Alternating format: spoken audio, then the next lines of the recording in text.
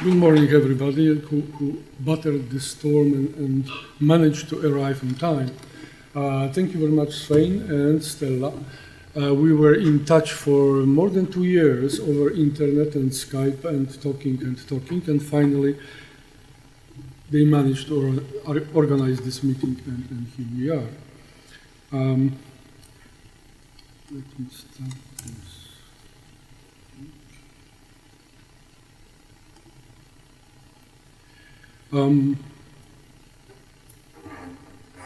I will be talking something about wireless radiation and children's health. My slides are very full of text. Don't worry, don't need to write. On my website, Between Rock and Hard Place, those slides will be today, so you can read them. So it's no need to make very detailed notes. I didn't understand what Svein was talking, but I understood that he somehow introduced me, mentioned some things what I've been doing in past. Therefore, these two first slides I go very fast.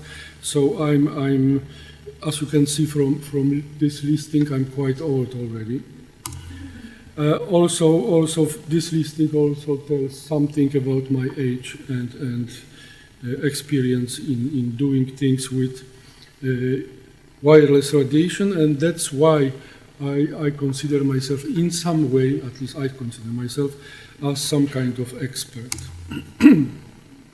To start from the very beginning, let's think this way, that cell phone radiation was never tested before it was put on market for us to buy devices. It was never tested for any health effects. It was military technology. Somebody figured out that it is very useful for civilian life, and indeed it is. And it was put on market with FDA approval in US. They had so-called low power exclusion, thinking this way that it is so low power output coming from the cell phones that it cannot cause any health problem due to radiation. And with this, we continue because any new technology, 1G, 2G, 3G, 4G, 5G, nobody is asking questions beforehand, will it affect health or not, should it be tested ahead of time or not, but just it is being rolled out, introduced, and post factum, we are starting to examine this. So for example, this newest technology, which within a couple of years will be on market, will be everywhere, this very fast technology, this 5G, does it have any biological effect? Nobody knows, no faintest idea, no studies whatsoever, but technology is developing very fast and will be here very soon. When we are talking about wireless radiation, sometimes people are getting confused because they just used this one word, wireless radiation, and so on. But we have to distinguish between different sources because this is very important. Cell phones, most of our radiation exposure, what we are getting from cell phones. People are complaining about cell towers or Wi-Fi routers. Well, when you compare amount of radiation that you get from cell phone, the amount of radiation which you receive from cell towers or Wi-Fi routers is negligible. It's very little. And when cell phones emit most of radiation, then of course, when we are talking on them, so when we put them to our head, or when we are surfing internet, but then usually we have this in our hand, or when we are tethering, so many we make of our cell phone Wi-Fi spot and share this internet connection with others, then they are emitting the most of radiation. This is what people are not really aware. Everybody knows that when we are talking, we are exposing ourselves quite a lot to radiation. But nobody is really talking about surfing internet.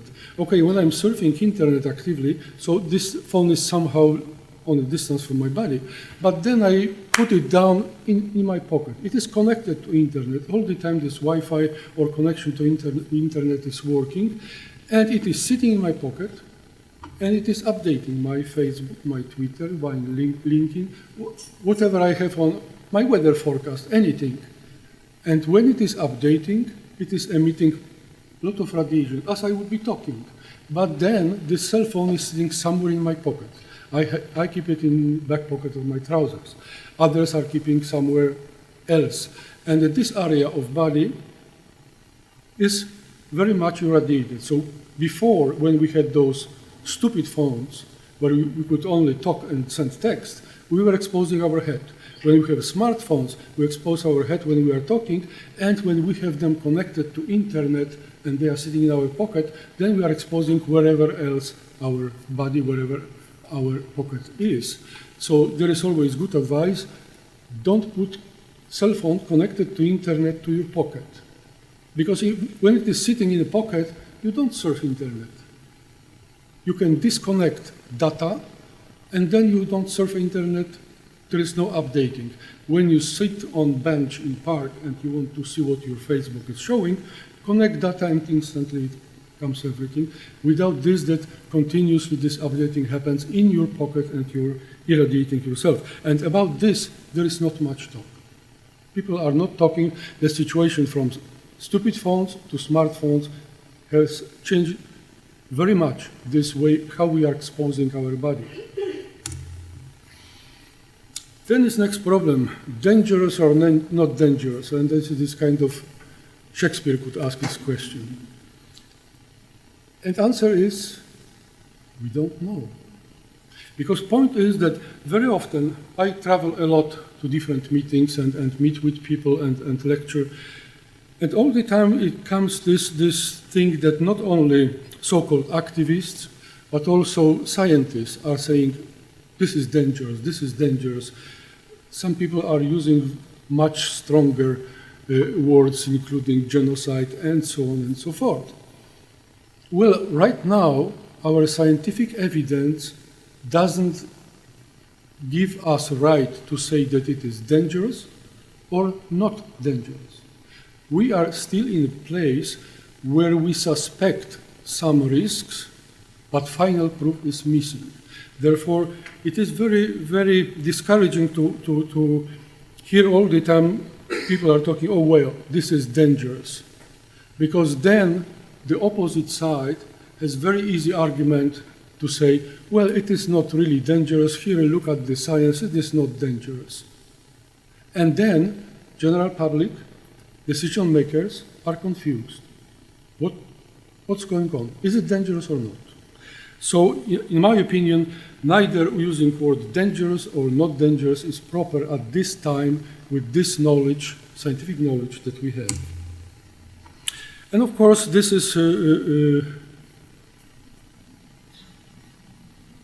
backed by lack of consensus. There is no consensus among scientists. Some people, especially this part of scientific community that thinks that there are no any serious risks, they are trying to say that there is some sort of consensus. WHO sometimes was telling that there is some consensus. ICNIRP is saying that there is consensus, or some members of ICNIRP. Well, there is no consensus, and this is in interview with Daily Princetonian. Then Emily van de Venter, head of WHO EMF project, clearly admitted and said that there is no consensus, and it is in this text here. There is no consensus. It's true, but this is what she is saying later, that there is small group and large group. This is completely her guess. Nobody ever examined or checked which group of scientists or has certain opinion whether there is something or not, whether it is a smaller group saying that there is no risk or a larger group that there is no risk, and so on. So there is rather necessary to say that there are two opinions, there is no consensus, and we should still study it. But there is no real scientific debate, because some time ago, in 2013, I proposed this kind of roundtable initiative to gather people with different opinions. Those are organizations that were at the time maybe most influential, like Bioinitiative, ICNIRP, and MMF, Mobile Manufacturers Forum. Get them together and discuss where science is and find some sort of consensus, what we can agree upon. Nobody was interested. Bioinitiative said that it is counterproductive. They don't want to talk with ICNIRP or with industry, that they are fed up with their tactics, so-called. ICNIRP said that it will not give them any additional value to their science evaluation process. They are not interested in any input from somebody else. And of course, MMF is saying, well, we follow whatever WHO says, and we are not interested in anything else. So we are in a situation of sort of echo chamber, where metaphorical description of situation in which information, ideas, or beliefs are amplified or reinforced by communication and repetition inside a defined system. So we have those defined systems. We have a system that are confusing decision makers and general public, these sort of echo chambers. There are different ones. One type is no effect team, is scientists, activists saying that there is no really any effects, like ICNIRP, Senior, or ICS in US saying that there is no effect. Scientists and activists saying that there is effects, like Bioinitiative, ICMS, EHT, different SSMAs in US and Australia. And of course, governments and industry, well, they take an easy way. We follow the WHO. Whatever WHO says, it is fine. So it is not their problem. There was one exception in 2011. IARC was evaluating carcinogenicity of cell phone radiation and this type of radiation. I was lucky to be there, and Leonard Hardel was, who the next speaker, was also there. And that was exceptional situation because there were people with different opinions, with very diverse opinions. There were some people from ICNIRP, there were some people from US military, there were some people like myself or Leonard who think that there is some effect. ICNIRP and WHO, they have a special role right now, and they are sort of most important right now because they are so, I could say that they are this most influential echo chamber. They are listening to themselves. ICNIRP is a sort of private club because membership or to ICNIRP is not coming otherwise, but members of ICNIRP, current members, invite new members to replace retiring members. So this is not based on any other selection, but that somebody is, of course, a complete scientist and has similar opinion to opinions of current members of ICNIRP. There is no debate. They have all the same opinion. There might be some difference in details, but there is the same opinion. But ICNIRP members play very important role in preparation of environmental health criteria. So this is a book that will be published by WHO, which will present, which will evaluate all evidence that we have on effects of cell phone radiation and cell phone-like radiation on human health, not only cancer, what IARC has done, but everything. All kinds of effects will be evaluated, and this will be set direction for what will be happening with development of wireless communications in the future. If WHO in environmental health criteria gives a green light, there is no stopping for anything. Everything can be introduced to market. Industry will get carte blanche to develop new technologies. But ICNIRP is really self-appointing NGO. Nobody is appointing people to ICNIRP. They themselves appoint themselves. And there is no accountability at all. For example, they have some form to disclose potential conflict of interest. So, okay, when you are working for the industry, you will not become member. They will not take you. But when you are a scientist or independent expert, you fill out this conflict of interest form. Nobody really screens them. Nobody really cares for this. And I know it from experience. And of course, also, there is no accountability for errors. What if this group of people who have the same opinion make a mistake? Because there is no debate. When IARC debated carcinogenicity of cell phone radiation, there was debate. There were those who were saying yes, those who were saying no. We struggled to convince each other, and finally we came with some sort of consensus. If we couldn't get consensus, we had to vote democratically, what is not very good for science. But anyway, there was debate. There was not this way that somebody says, all right, it is this way. All right, nobody is opposing. Everybody thinks, no, yeah, okay, fine, next topic. So this is ICNIRP, and these are all those echo chambers. This is not only ICNIRP, this is by initiative, it's the same. The same is SAMLEIK-R, ICS, and so on and so forth. Those are organizations that either have all members think this way that there is some effect, or all members think that there is no effect, and in this kind of organization, there is no debate. Everybody agrees.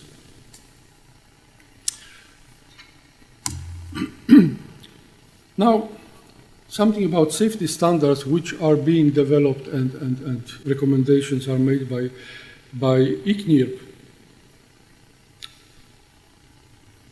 They are not really very good, or there are some problems and more of them. There is no information whether cell phone radiation affects biochemistry of human body. We don't have studies about this. We are doing different types of studies on cells, on animals. We do epidemiology, but we don't have any studies, or nearly we don't have any studies that would examine when we expose human being to cell phone radiation and take samples of skin, saliva, blood, and look what kind of proteins there are up here, what kind of biochemical processes are changing there. We don't have this kind of information.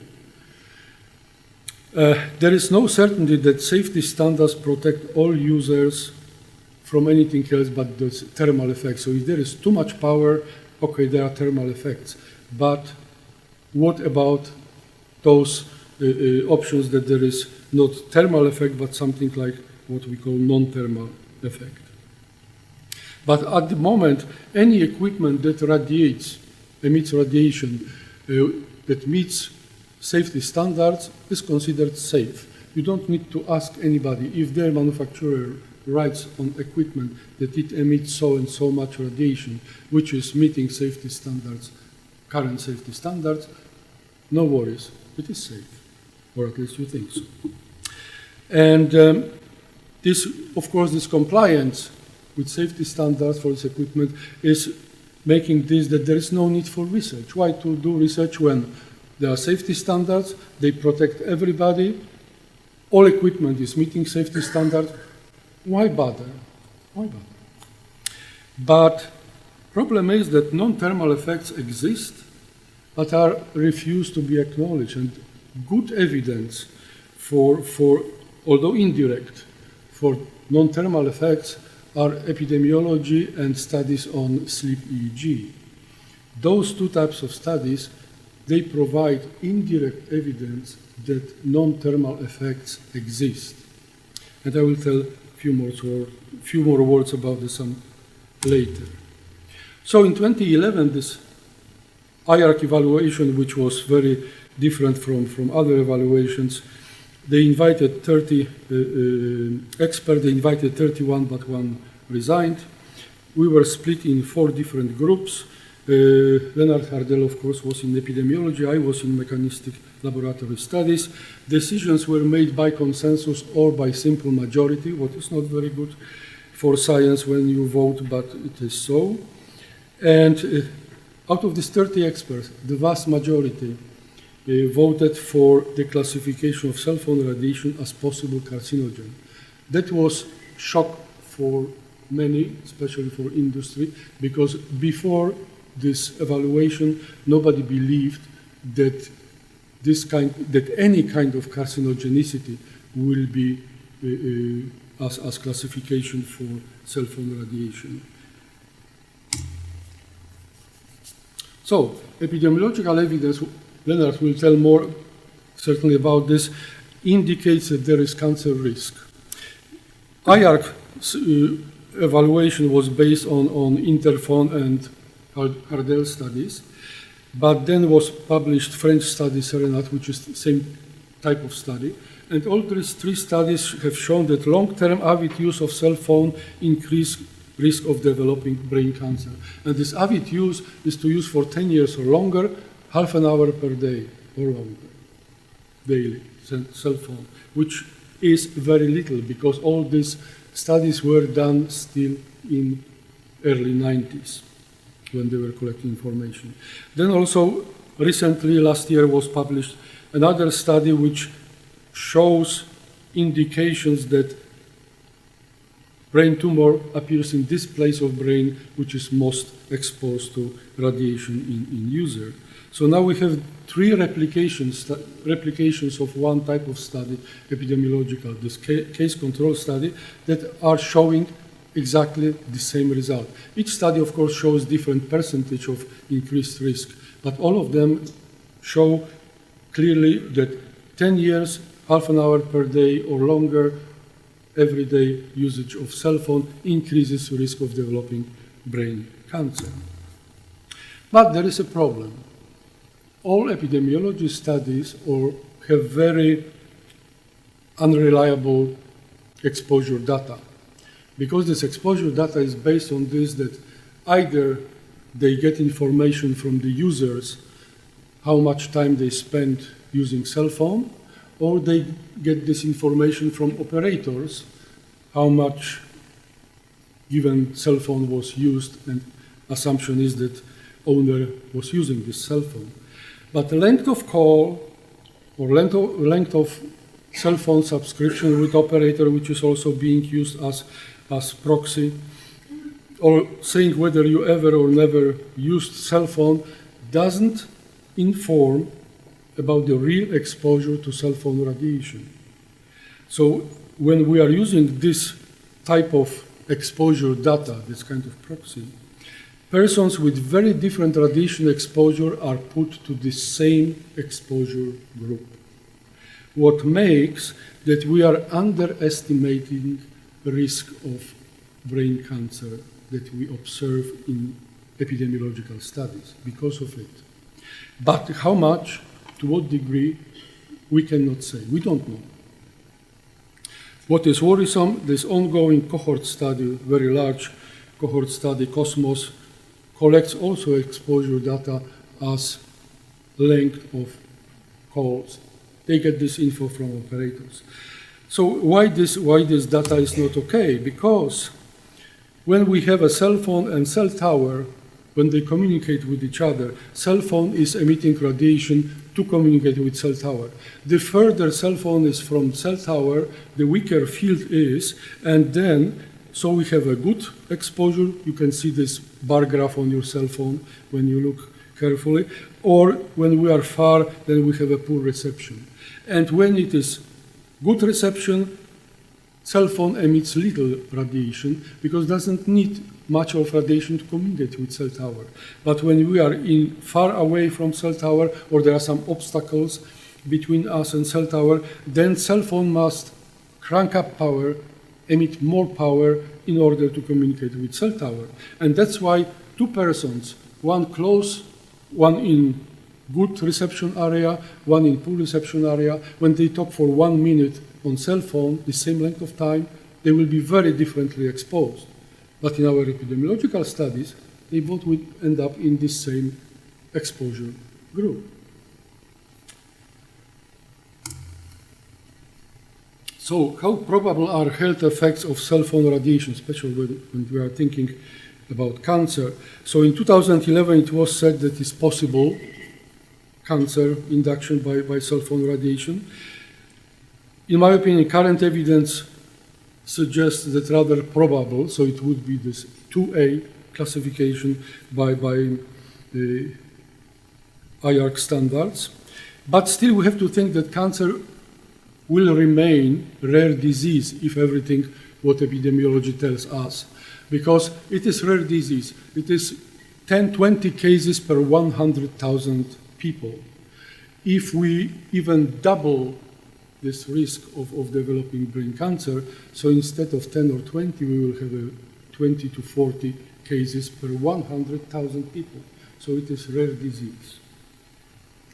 But there is also another problem or possibility that this wireless radiation might be acting only as co-carcinogen, and this is being suggested by animal studies, that when animals are exposed to non-carcinogens, but at very low dose, this kind of that doesn't cause cancer yet, but then simultaneously they get dose of cell phone radiation, they tend to develop cancer, even though otherwise they would not.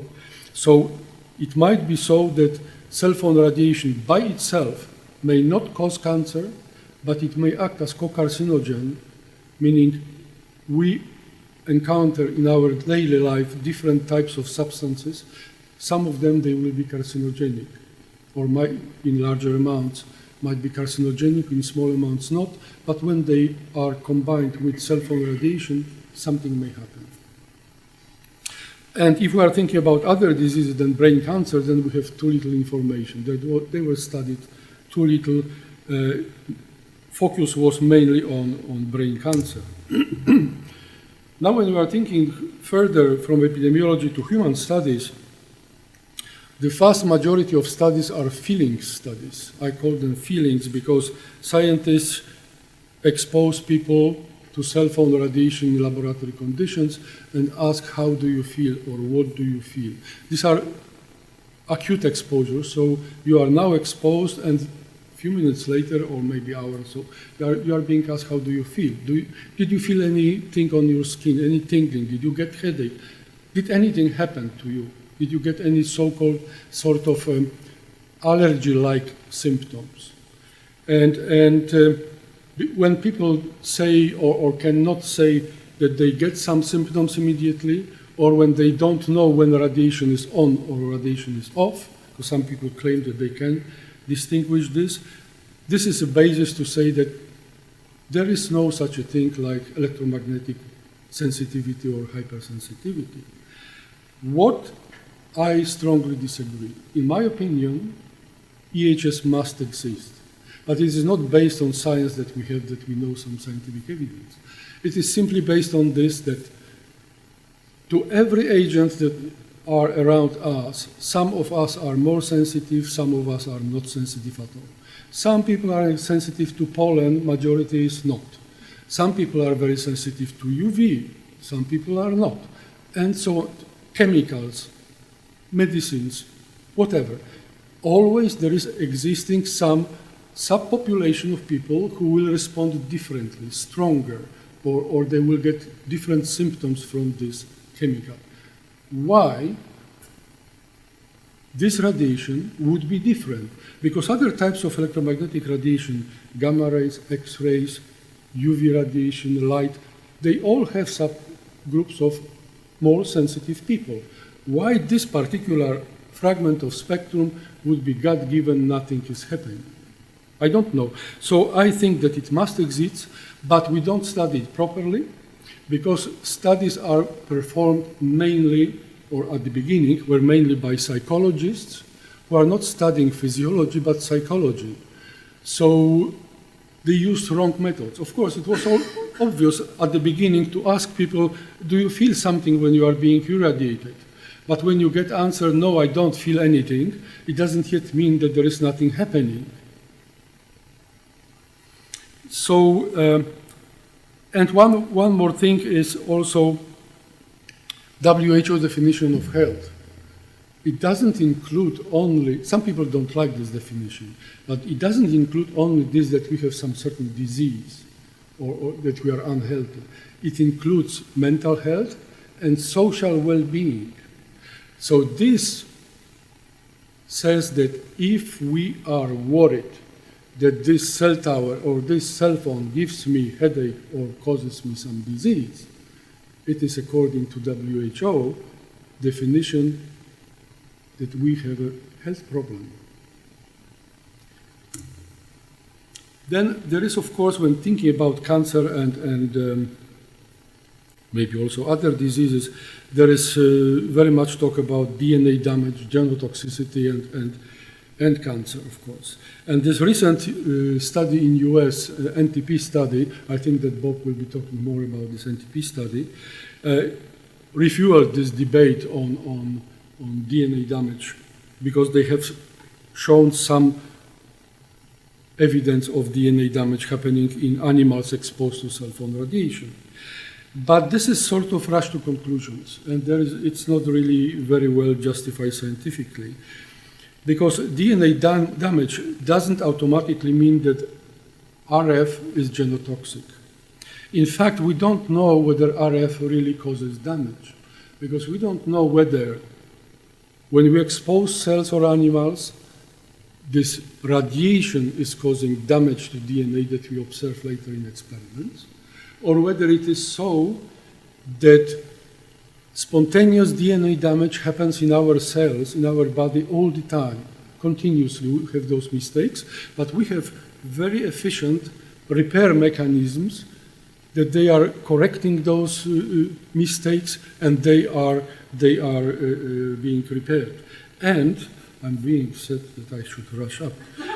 And this cell phone radiation may impair these mechanisms of repair. So it might be so, and we don't know whether RF causes damage or RF impairs repair of spontaneous damage. This we don't know.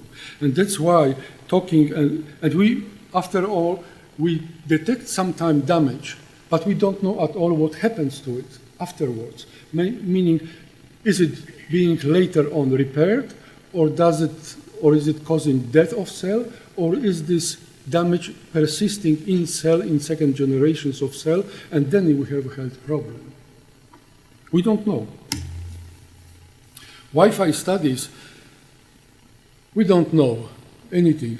Studies really began to be published in this area some 5, 6, 7 years ago. Not really much. When we are searching for research on this subject, epidemiological studies 24 and experimental studies 54. Very few studies. Of course, when you think about cell phone radiation, you hear all the time that there were tens of thousands of studies done. No. When you look for studies specifically done on cell phone radiation, 1,500, less than 2,000 studies were done. So these are some sort of myths and stories, because on EMF, on whole spectrum of EMF, there were tens of thousands of studies done. But specifically on cell phone, less than 2,000. Specifically on Wi-Fi, and even not very specifically on Wi-Fi, less than 100 studies altogether. But there are some recent, as examples of those epidemiological studies, and there is a big problem. They have very small samples, so they take few hundreds or few tens of study subjects. They take pupils in school. They are aged from 12 to 17. There are 400 of them. They split them and ask them how much they use Wi-Fi, how much they use cell phone. Then they ask their parents. Then it's always this problem: who is correct? Do parents know what kids are doing, and do kids admit what they are doing? Because parents may get to know, and so on. So even in some studies are simply like for example, in this study by Abad from last year, this no effect might be due to too small sample. So scientists at the beginning, when they are starting research, they know that they have too small sample to show something, that this 400 something pupils is not enough. But still, this type of studies are being pursued. They are being published.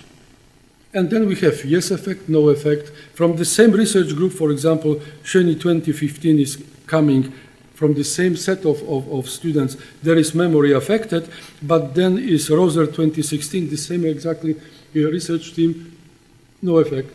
So, but when you have too small group, then you can come by chance to something yes or no.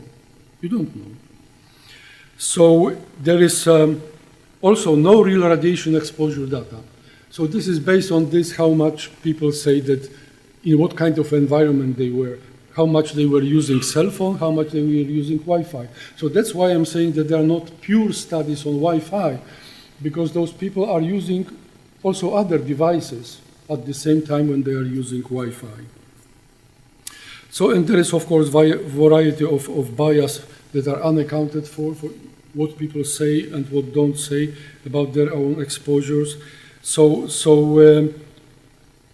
right now we don't know whether Wi-Fi exposures will cause anything, whether those children, when they are 5 or 6 years old, when they come to school and start being 5, 6, 7 hours per day, whatever length of day they have, being exposed to Wi-Fi radiation year after year after year, when they reach age of 40 or 50, what kind of health problems they will develop, or will they develop any health problems because of it? Because, however, we human beings are very resilient. If we wouldn't be, we would be extinct. With all these chemicals and radiation and whatever what is in our environment, what we are putting there ourselves. So when thinking about precautionary principle and to invoke it for cell phone radiation or for Wi-Fi, do we have any reasons for it? And there are some reasons when this precautionary principle can be invoked. So, for example, that science is not really clear, that there are indications of some health danger, and that this level of our protection is not sufficient to really protect us. So for cell phones, we have scientific information indicating that, yeah, it is possible to implement the precautionary principle based on science that we have so far. Because IARC classification of this, that cell phone radiation is possible carcinogen, says us exactly this. We have science indicating this risk, but we don't have yet final proof. But we have these indications of risk. That there are indications of potentially dangerous health effect. Well, what else is brain cancer if not dangerous effect? And then is inconsistent with the chosen level of protection. What people are not talking very much about. How those studies were done. They were taken, people like us, with cell phones that we have in our pockets or our handbags. And when person was using this type of cell phone, and those are cell phones that we purchased in shop, that are certified to comply with every safety standard there is. When we use this cell phone, with this safe cell phone, for 10 years or longer, half an hour per day or longer, our risk of developing brain cancer goes up. So what it says about safety standards? Something is not correct. So this level of protection, what we are having and is built into our gadgets is apparently insufficient if our risk of developing brain cancer goes up.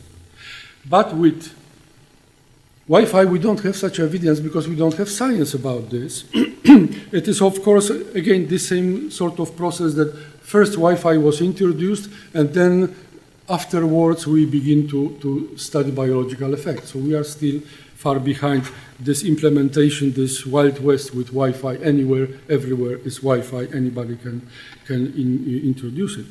So right now we don't have science. These claims that Wi-Fi is dangerous or not dangerous are not really supported by science. We don't know.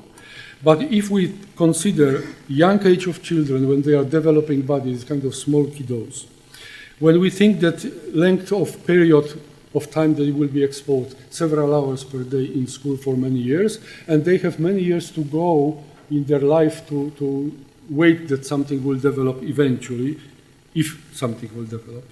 We know that cell phone radiation is possibly carcinogenic, and Wi-Fi is similar stuff, much less power, much less power, but still it is similar stuff.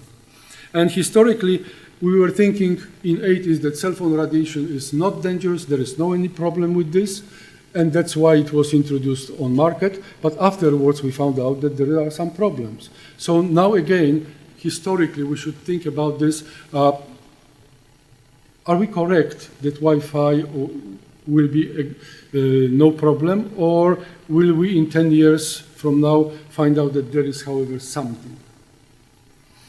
So that's why it is wise to be proactive, because there is no better cure for disease than prevention. And use in schools only wired internet.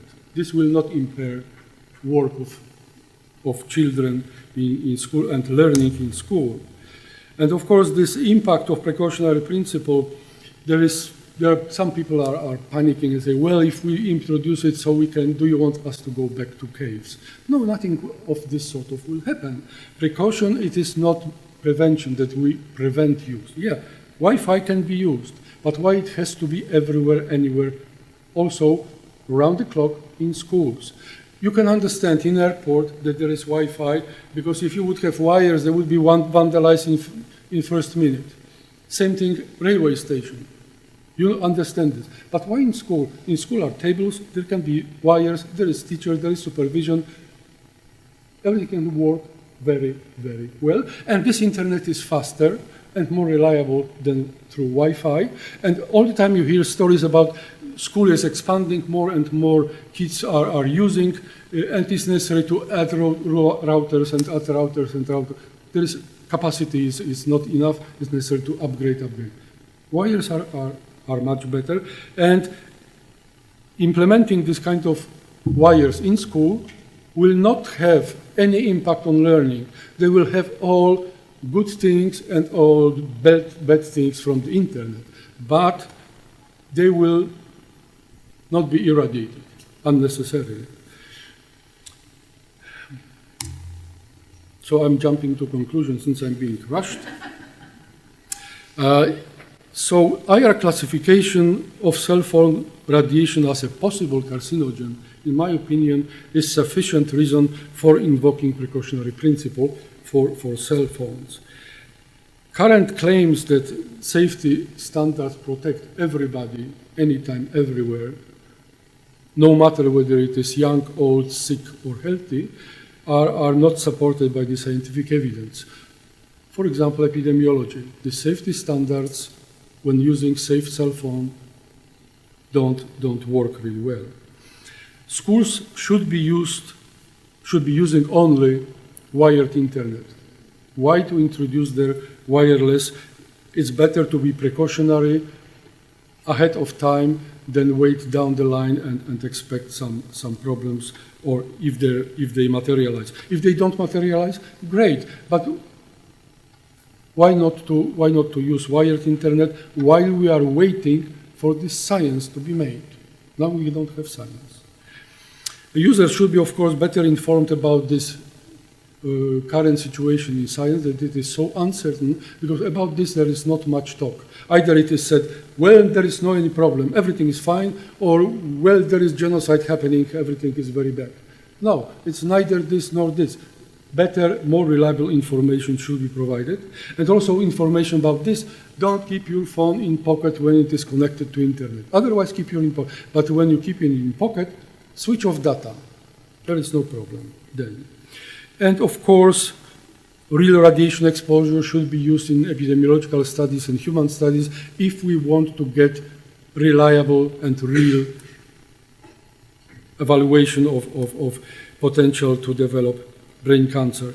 And of course, this most important organization in this moment is ICNIRP and WHO. There should be done something about it, that it would stop being private club where all people have the same opinion and they debate themselves the same opinion, that there should be people with diverse opinions, that they discuss science and come up with some consensus, not that there are separate echo chambers talking to themselves. And especially it is important for ICNIRP because it has so much influence over this, what will be happening with wireless technology in the future. Thank you.